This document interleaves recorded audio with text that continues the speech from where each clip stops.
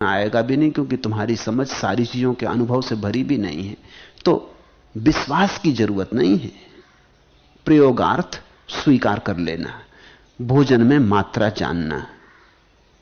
बुद्ध को यह बात बार बार कहनी पड़ी, भोजन में मात्रा जानना। उस समय यह बड़ा भारी सवाल था। एक तरफ लोग थे जो खूब खाए जा रहे थे, जो सदा से हैं, और उस समय एक और पागलपन पैदा हुआ था, दूसरी तरफ लोग थे जो उपवास किए जा रहे थे। इन दोनों ने आदमी को विक्षिप्त कर रखा था। या तो ज्यादा खाने वाले लोग या न खाने वाले लोग। ज्यादा खाने वाले लोग शरीर को मिटाए ले रहे थे और शरीर के साथ मूर्छित हुए जा रहे थे। न खाने वाले लोग शरीर की हत्या किए दे रहे थे और ऊर्जा इतनी क्षीण हुई जा रही थी कि ध्यान का कोई उपाय न था। तो बुद्ध हर चीज में मात्रा के लिए कहते हैं कि मात्रा जानना, मध्य में रुक जाना, अति मत करना, अति सर्वत्र वर्जयेत। एकांत वास करना और जहां मौका मिले, जैसी सुविधा बने, वहां अकेलेपन को खोजना। क्योंकि तुम्हारे भीतर जो पड़ा है, जब तुम अकेले होगे तभी उसे देख पाओगे। दूसरे की मौजूदगी तुम्हें बाहर ले जाती। भीड़ में भी रहो तो भी अकेले रहना, यह बुद्ध का उपदेश है। और चित्त योग में लगाना। अभी चित्त संसार में लगा है, भोग में। धीरे धीरे इसकी ऊर्जा को हटाना वहां से, धीरे धीरे रत्ती कर करके, बूंद कर करके इसे ध्यान में, योग में, मोक्ष में लगाना। यही बुद्धों का शासन है। यह सूत्र भी, यह अंतिम सूत्र बुद्ध ने एक परिस्थिति में कहे थे, वो मैं आपको दोहरा दूं। जंगल में बुद्ध बैठे हैं ध्यान करने, और एक सर्पराज, सर्पों का राजा फन फैला के खड़ा हो गया। उसने झुक के बुद्ध के चरणों में प्रणाम किए। बुद्ध ने आंख खोली। उन्होंने कहा, महाराज, क्योंकि देखा उसके माथे पर अद्भुत मणि जो सिर्फ नागों में, सम्राटों के माथे पर होती। तो बुद्ध ने कहा, महाराज क्या चाहते? तो उस नाग ने कहा, मैं जन्मों जन्मों से भटक रहा हूं, जो भी किया सब उल्टा चला गया। कब तक सरकता रहूंगा जमीन पर? कब तक सरकता रहूंगा खाई खंदकों में, अंधेरी गलियों में? कब तक सरकता रहूंगा? कब उठूंगा? कब उड़ सकूंगा? तुम्हें मैंने उड़ते देखा, तुम्हारे प्राणों की ऊर्जा को कहीं जाते देखा, इसलिए पूछता हूं, मुझे कुछ उपदेश है? ये जो सूत्र हैं, सभी पापों का न करना, पुण्यों का संचय करना और अपने चित्त का शोधन करते रहना, यही बुद्धों का शासन है। तितिक्षा और शांति परम तप हैं। बुद्ध निर्वाण को परम कहते हैं। दूसरों का घात करने वाला प्रवर्जित नहीं होता और दूसरों को सताने वाला श्रवण नहीं है। निंदा न करना, घात न करना, पातिमोक्ष में संवर रखना, भोजन में मात्रा जानना, एकांतवास करना और चित्त योग में लगाना, यही बुद्धों का शासन। ये उस सर्पराज को कहे गए थे।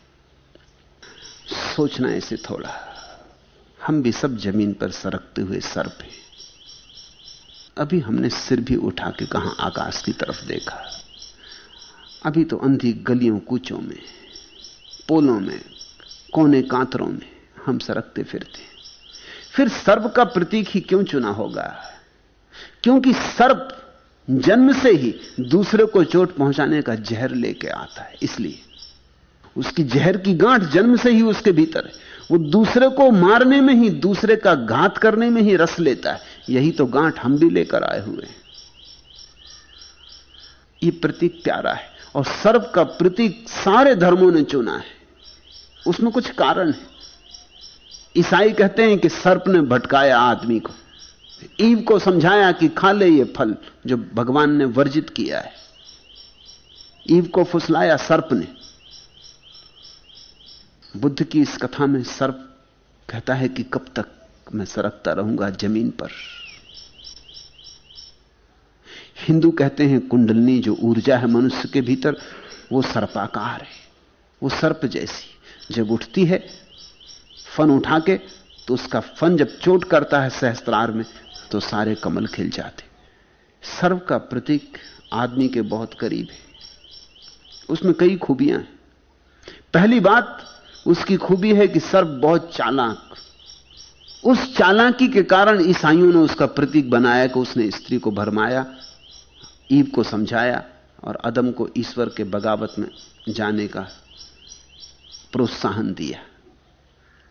सर्प बड़ा शैतान, क्योंकि बड़ा चालाक प्राणी है, बड़ा चालबाज, भरोसे का नहीं।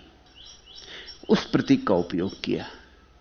बुद्ध की इस कथा में सर्प का प्रयोग हो रहा है इस अर्थ में कि सबकी दशा ऐसी है कि हम जन्म से ही जहर की ग्रंथि लेके पैदा हुए, दूसरे को चोट पहुंचाने में ही समाप्त हुए जा रहे हैं, दूसरे को मार डालने में ही हमने अपना जीवन समझा है। इसलिए लेकिन एक दिन सर्प भी थक जाता है। तुम कब थकोगे?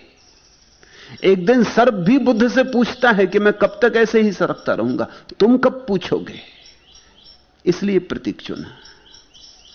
हिंदुओं ने प्रतीक चुना है कि सर्प जब खड़ा हो जाता तो सर्प की बड़ी खूबियां हैं, उसमें हड्डी होती नहीं, उसके पास हड्डी बिल्कुल नहीं, लेकिन सर्प खड़ा हो जाता बिना हड्डी के। होना नहीं चाहिए वैज्ञानिक ढंग से, लेकिन सर्प पूंछ के बल खड़ा हो जाता है फन उठा के, और उसके पास कोई हड्डी नहीं है। तो चमत्कार है। ऐसा ही चमत्कार मनुष्य के भीतर घटता है कि जो ऊर्जा काम ग्रंथ में पड़ी है, बिना किसी सहारे के, बेसहारे, बिना माध्यम के खड़ी हो जाती, सर्प जैसी। फन जाके चोट करता ऊपर और आखिरी केंद्र खुल जाता। इसलिए हिंदुओं ने उसका वैसा प्रयोग कर लिया। लेकिन सर्प का प्रयोग प्रतीकात्मक है। ये सूत्र बुद्ध ने सर्प को कहे थे। सभी सूत्र बुद्धों ने सर्पों को कहे, क्योंकि मनुष्य अभी सर्प ही है। और इन सर्पों में भी कुछ कम थोड़े से भाग्यवान सर्प पूछते, नहीं तो पूछते ही नहीं। वो तो सोचते हैं जैसा जी रहे हैं वही ठीक है। इन पथरीले वीरान पहाड़ों पर जिंदगी थक गई है चढ़ते चढ़ते। क्या इस यात्रा का कोई अंत नहीं? हम गिर जाएंगे थक कर यहीं कहीं, कोई सहयात्री साथ न आएगा। क्या जीवन भर कुछ हाथ न आएगा? क्या कभी किसी मंजिल तक पहुंचेंगे या बिछ जाएंगे पथ गढ़ते गढ़ते? इन पथरीले वीरान पहाड़ों पर जिंदगी थक गई है चढ़ते चढ़ते।